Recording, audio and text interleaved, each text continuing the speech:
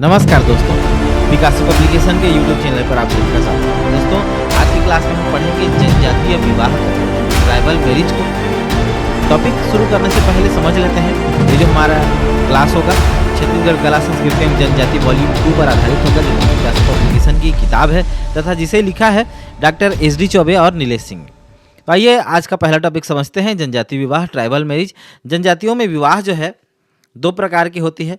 पहला है एकल विवाह मोनोगमी और दूसरा है बहुविवाह पॉलीगमी, है ना। बहुविवाह की बात करें तो बहुपति विवाह, जिसमें एक महिला और उसके कई पति हो सकते हैं।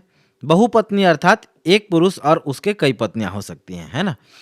बहुपति विवाह भी दो प्रकार का होता है, भातृक बहुपति विवाह और अभातृक बहुपति विवाह। अर्थात हस्बैंड के डेथ के बाद हस्बैंड के भाई से शादी कर लेना भातृक और किसी दूसरे से शादी करना अभातृक, है ना। बहुपत्नी विवाह में द्विपत्नी विवाह दो पत्नी और समूह विवाह कई सारी पत्नी, है ना। आगे बढ़ते हैं। विवाह के अन्य प्रकारों की बात करें तो पति भ्राता या देवर विवाह, जो पीछे आपको मैंने बताया, शाली विवाह पत्नी की बहन से विवाह, बहिर्विवाह परिवार से अलग विवाह, अंतः विवाह परिवार के अंतर विवाह, है ना।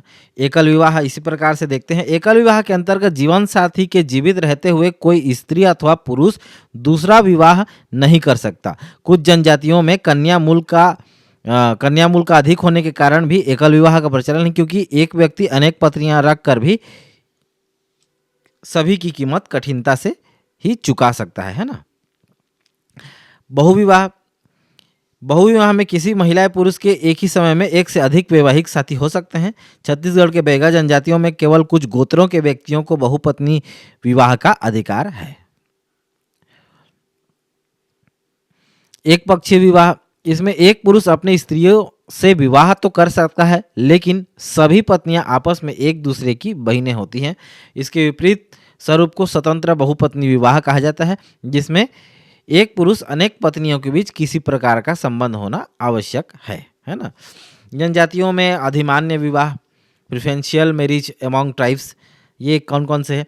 अनेक जनजातियों में से कुछ विशेष परिवारों के अंदर ही विवाह करने की प्राथमिकता दी जाती है, उन्हें अधिमान्य विवाह कहते हैं। चचेरे भाई बहन की शादी लेबिरेट सोरोरेट अधिमान्य विवाह का उदाहरण है।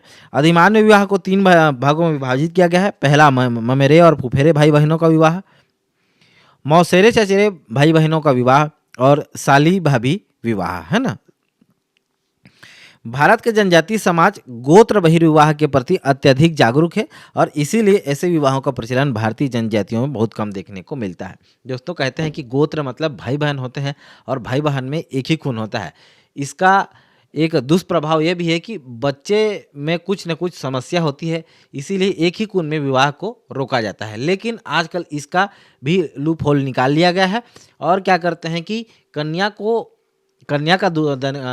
कन्यादान जो है दूसरे पिता बनाकर दूसरे पिता से करा देते हैं। दूसरे पिता अर्थात काम चलाऊ, है ना, कि कोई भी दूसरा आदमी पिता बनकर कन्यादान कर देता है और इस प्रकार से गोत्र में भी विवाह हो जाता है। अभी भी प्रचलित है, लेकिन उसमें लूप होल हो गया है। इसीलिए आप लोग वर्तमान में देख रहे हो कई सारे बच्चे कई सारी बीमारियों से ग्रसित हैं, ये इसी का कारण है। छत्तीसगढ़ की जनजातीय विवाह पद्धति, सामान्य विवाह, जब लड़का लड़की के परिवारों के इच्छा से विवाह संपन्न होते तो सामान्य विवाह। गौड़ जनजाति में पठौनी विवाह और चढ़ विवाह इसका चढ़ विवाह नाम से प्रचलित है ना। पठौनी विवाह, लड़की लड़के के घर बारात लेकर जाती है, मोर एक ही सामान पठो देवे का,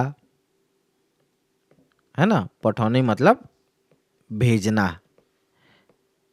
है ना। चढ़ विवाह, लड़का लड़की के घर बारात लेके जाता है पारंपरिक तौर पर, अभी जैसे जाते हैं। हठ विवाह या पैठू विवाह, इस विवाह में लड़की अपने पसंद के लड़के के घर जाकर बैठ जाती है तथा जब तक नहीं जाती तब तक उसे लड़के के माता पिता स्वीकार नहीं कर लेते। अंततः इनका विवाह करा दिया जाता है ना।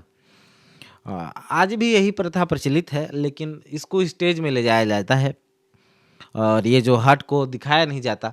और पुराने समय में इसे क्या बोलना चाहिए कि हठ विवाह का मतलब वही था कि लड़की अगर घर में बैठ गई, अब लड़का के घर वालों को शादी करना ही पड़ेगा, है ना। कोरवा जनजाति में से ढुकू विवाह, बैगा जनजाति में पैठू विवाह, अबुझ माड़िया जनजाति में ओडियत्ता विवाह, उराव जनजाति में निबो लोक विवाह कहा जाता है। आगे बढ़ते हैं। सेवा विवाह अर्थात लमसेना जाना। जब वर पक्ष पारिंगधन अर्थात वधु मूल्य ब्राइड प्राइस है ना देने में असमर्थ होता है, तब वह अपने होने वाले ससुर के घर जाकर सेवक के रूप में कार्य करता है। तत्पश्चात विवाह संपन्न होता है। एक पक्षी का नाम मैं भूल रहा हूँ, उसमें फीमेल अपने मेल को इस प्रकार से चुनती है कि मेल जो है उसे उसके पूरे दाना पानी सब चीज़ का जुगाड़ करके देता है, तब जाके फीमेल उस मेल को चूज करती है। कुछ इसी प्रकार से मान के चलिए कि यदि आप वरिंगधन अर्थात वधु मूल्य देने में असमर्थ हैं, तो आप सेवक के रूप में जाके ससुर के पास काम करिए और उनको बताइए कि आगे का प्लान क्या है, मैं कैसे आपकी बेटी को खुश रखूंगा, है ना। यही कहलाता है सेवा विवाह। बैगा जनजाति में ऐसे वर को लमसेना कहते हैं और विवाह की इस प्रक्रिया को लमसेना जाना कहते हैं। बैगा जनजाति में लमसेना जाता, गोंड जनजाति में चरघिया और कंवर जनजाति में घरजन, बिंझवार जनजाति में घरजिया, है ना, घरजिया। और हाँ, यहाँ एक चरघिया इसी प्रकार का शब्द है, परघाना, है ना। परघाना मतलब स्वागत करना, छत्तीसगढ़ी शब्द है। बारात में आप लोगों ने सुना होगा, स्वागत करना। ठीक है, आगे बढ़ते हैं। बिंझवार जनजाति में घरजिया कहते हैं। अपहरण विवाह पाइसोतुर। लड़की के माता पिता का विवाह में सहमति न होने पर जो है लड़का लड़की का अपहरण करके उससे विवाह कर लेता है और बाद में उन्हें वापस बुलाकर जो है विधान तरीके से पुनः विवाह संपन्न करा दिया जाता है। इसी को क्या कहते हैं, अपहरण विवाह है पाइसोतुर्क।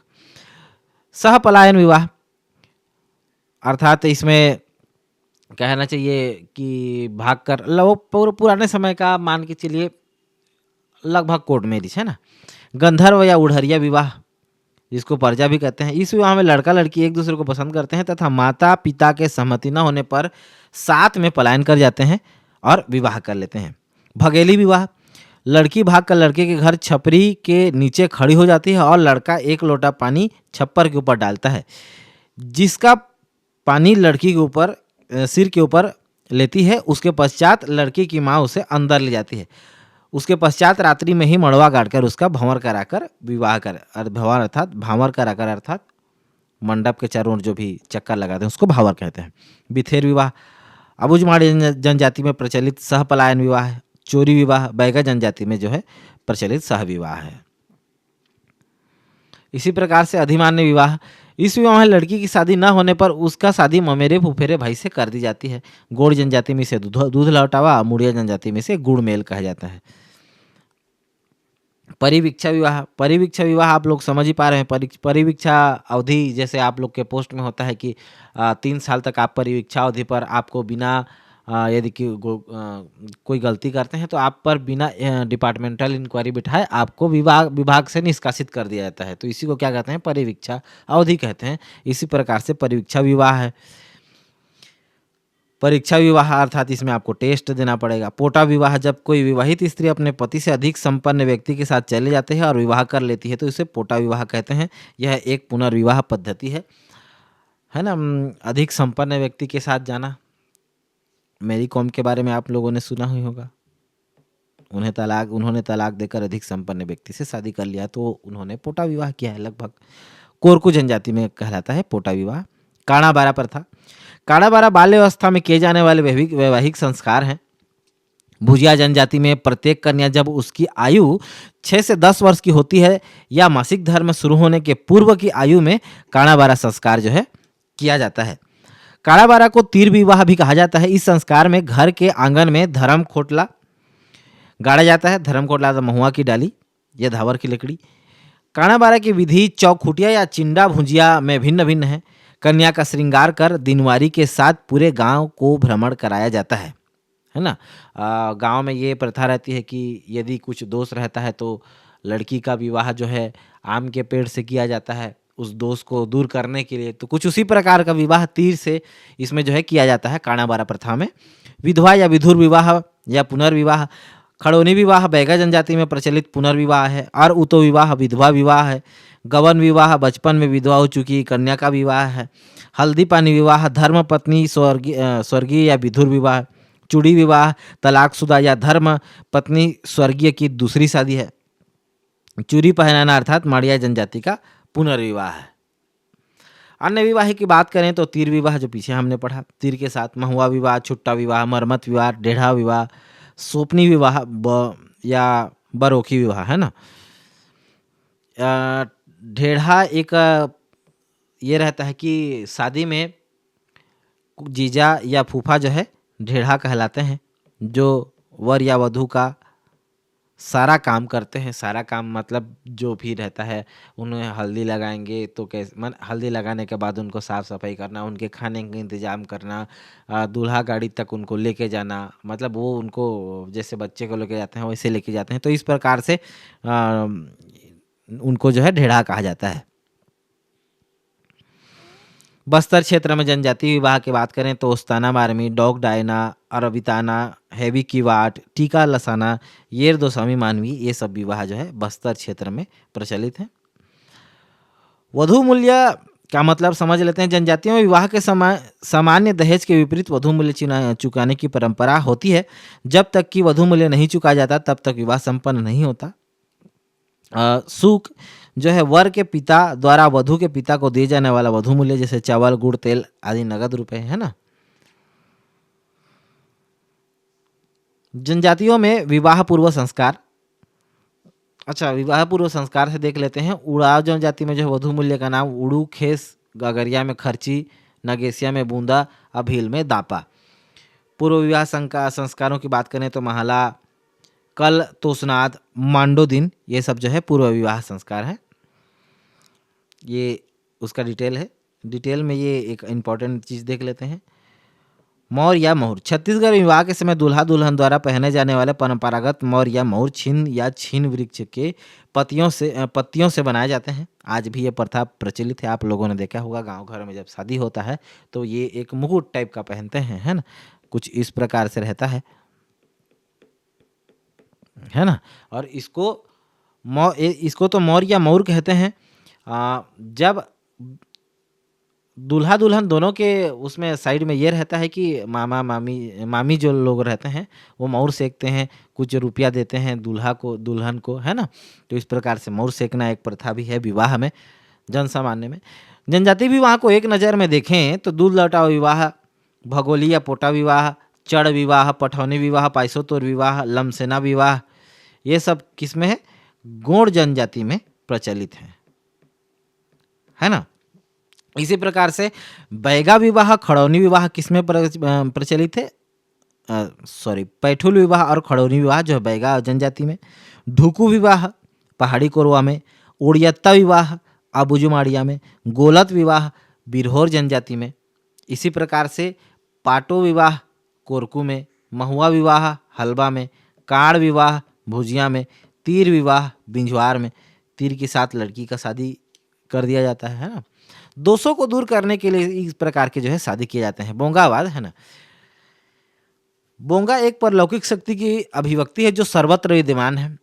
इसका कोई रूप या आकार नहीं होता। यह आने वाले खतरों के प्रति सचेत करता है, बुराइयों को खत्म करता है और तथा अच्छा कार्य करने के लिए प्रेरित करता है।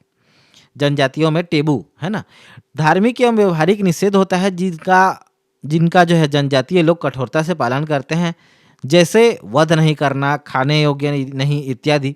जनजाति लोग जो है आत्मा, पुनर्जन्म, जादू टोना एवं तंत्र मंत्र में विश्वास करते हैं। टोटम या गढ़ चिन्ह गोत्र कहते हैं ना, एक ही गोत्र में शादी नहीं करना है। टोटम के आधार पर देवताओं का विभाजन देखें तो नालुंग पेन, सयुंग पेन, सेयारुंग पेन, यरुंग पेन, इस पर से नालुंग अर्थात 4 देवताओं को मानने वाले, सयुंग अर्थात 5 देवताओं को मानने वाले, सारुंग अर्थात 6 देवताओं, येरुंग अर्थात 7 देवता, है ना। गोत्र के आधार पर विभाजन देखें तो भैना जाति जो है उपजातियाँ नाग, बाघ, चितवा, गिधवा, बेसरा, बेंद्रा, मिर्चा, अहेरा, मनका आदि में विभाजित है। विश्व आदिवासी दिवस, प्रथम आदिवासी नृत्य दिवस 2019 में कहाँ? साइंस कॉलेज मैदान में मनाया गया था। द्वितीय जो भी रायपुर में, तीसरा भी रायपुर में। 3 दिवसों का होता है ये विश्व आदिवासी नृत्य महोत्सव। नृजातीय म्यूजियम कहाँ स्थापित है? 1972 में धर्मपुरा जगदलपुर में। और ये जो स्थापित करने वाली संस्था है anthropological survey of India, ASI नहीं है, आर्कियोलॉजिकल सर्वे ऑफ इंडिया ये नहीं है, ये निर्जातियों के लिए एंथ्रोपोलॉजिकल सर्वे ऑफ इंडिया है, जो कि निर्जातीय संबंधित जैसे जनजाति वगैरह से संबंधित विशेष जो चीज़ें हैं, जो तथ्य हैं, जो इंटरेस्टिंग फैक्ट्स हैं, उनके बारे में जो है ये म्यूज़ियम कलेक्ट करता है, अनोखी चीज़ों को, है ना। जबकि आर्कियोलॉजिकल जो है पौराणिक चीज़ों को एकत्रित करते हैं। बेठिया प्रथा अबुझमाड़िया क्षेत्र में सहकारिता के सिद्धांत पर आधारित है प्रथा है। इसके अंतर्गत लोग जरूरतमंद व्यक्ति के घर बड़ा से बड़ा कार्य बिना किसी मेहनताना के लिए कर देते हैं, है ना। जैसे गांव वगैरह में देखे होंगे छठी विवाह या फिर आपका दशकर्म वगैरह है, तो ये सब कार्यक्रम होते हैं। आज के लिए बस इतना ही। कल एक नए टॉपिक के साथ फिर मिलेंगे नेक्स्ट क्लास में। कल आपकी क्लास नहीं हो पाई थी, घर में ज़रूरी काम रहने के कारण मैं नहीं कर पाया था, इसके लिए क्षमा प्रार्थी हूँ। कल फिर मिलेंगे। Thank you for listening me, this is Sanjay Patel. Have a good day.